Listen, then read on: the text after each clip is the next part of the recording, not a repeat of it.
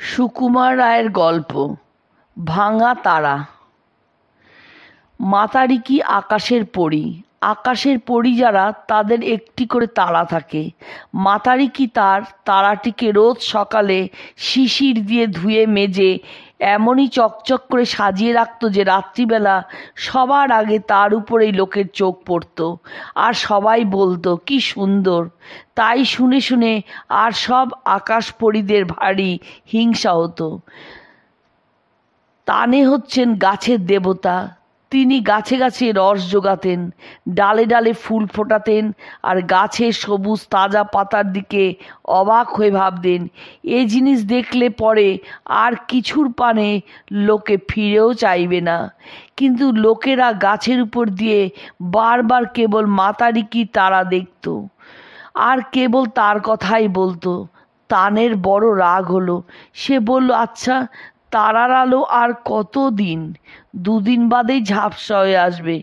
কিন্তু যতদিন যায় তারা ততই উজ্জ্বল আর ততই সুন্দর হয়, আর সবাই তার দিকে ততই বেশি করে তাকায়। একদিন অন্ধকার রাত্রে সবাই ঘুমের ঘোরে স্বপ্ন দেখছে। তখন তানে চুপি চুপি দুজন আকাশপরীর কানে কানে বলল, এসো ভাই, আমরা সবাই মিলে মাতারিকিকে মেরে তারাটাকে পেড়ে আনি। পরীরা বলল, চুপ চুপ, মাতারিকি জেগে আছেন। পূর্ণিমার জ্যোৎস্না রাত্রে আলোয় শুয়ে মাতারিকির চোখ যখন আপনা হতে ঢুলে আসবে, সেই সময় আবার এসো। এসব কথা শুনল না, শুনল খালি জলের রাজার ছোট্ট একটি মেয়ে। রাজার মেয়ে রাত্রি হলেই সেই তারাটি ছায়া নিয়ে খেলতে খেলতে জলের নিচে ঘুমিয়ে পড়ত আর মাতারিকির স্বপ্ন দেখত। দুষ্টু পরীর কথা শুনে তার দু চোখ ভরে জল আসলো। এমন সময় দক্ষিণ হাওয়ায় আপন মনে গুনগুনিয়ে জলের ধারে এসে পড়ল। রাজার মেয়ে আস্তে আস্তে ডাকতে লাগলো, দক্ষিণ হাওয়া, শুনেছ? ওরা মাতারিকিকে মারতে চায়। শুনে দক্ষিণ হাওয়া হায় হায় করে কেঁদে উঠল।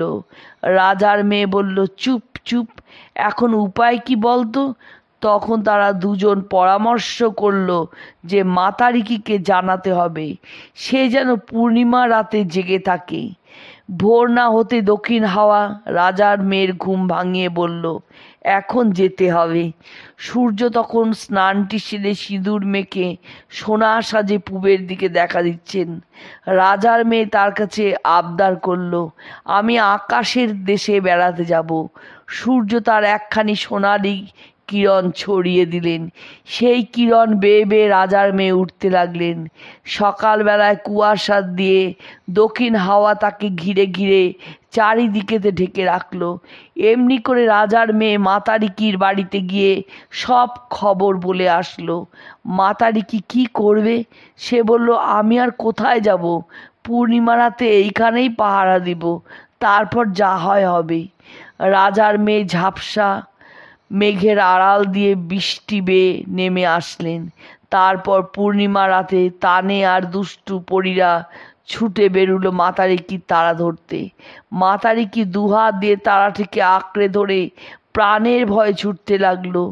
ছুট ছুট ছুট, আকাশের আলোর নিচে ছায়াপথের ছায় ছায় নিঃশব্দে ছোটাছুটি আর লুকোচুরি।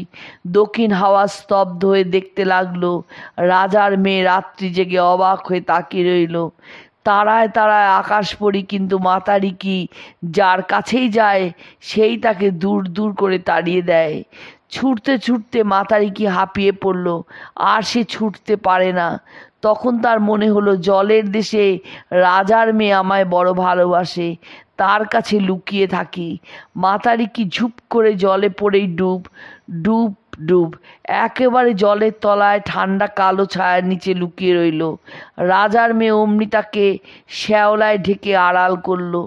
সবাই তখন খুঁজে সারা, কোথায় গেল কোথায় গেল? একজন পরী বলে উঠল, ওই ওখানে জলের নিচে। তানে বলল, বটে? মাতারিকিকে লুকিয়ে রেখেছে কে? রাজার মেয়ের বুকের মধ্যে দূর দূর করে কেঁপে উঠল, কিন্তু তিনি কোনো কথা বললেন না। তখন তানে বলল, আচ্ছা দাঁড়াও, আমি এর উপায় করছি। তখন সে জলের ধারে নেমে এসে হাজার গাছের শেকড় মেলে শোঁ শোঁ করে জল টানতে লাগলো। তখন মাতারিকি জল ঝেড়ে উঠে আসলো। জলের নিচে আরামে শুয়ে তার পরিশ্রম দূর হয়েছে, এখন তাকে ধরবে কে? আকাশময় ছুটে ছুটে কাইলয়ে সবাই বলছে আর হলো না। তানে তখন রেগে বলল, হতেই হবে। এই বলে হঠাৎ সে পথের পাশের একটা মস্ত তারা কুড়িয়ে নিয়ে মাতারিকে হাতের দিকে ছুঁড়ে মারল। ঝনঝন করে শব্দ হলো। মাতারিকে হায় হায় করে কেঁদে উঠল। তার এতদিনের স্বাদের তারা 7 টুকরো হয়ে ভেঙে পড়ল। তানে তখন দৌড়ে এসে সেইগুলোকে দুহাত করে ছিটিয়ে দিলেন আর বললেন, এখন থেকে দেখুক সবাই আমার গাছের কত বাহার। দুষ্টু পরীরা হো হো করে হাসতে লাগলো। এখনো যদি দক্ষিণ হাওয়ায় দেশে যাও, দেখবে সেই ভাঙা তারার 7টি টুকরো আকাশের একই জায়গায় ঝিকমিক করে জ্বলছে। ঘুমের আগে রাজার মেয়ে এখনো তার ছায়ার সঙ্গে খেলা করে, আর জ্যোৎস্না রাতে দক্ষিণ হাওয়ায় মাতারিকির দীর্ঘ নিঃশ্বাস শোনা যায়।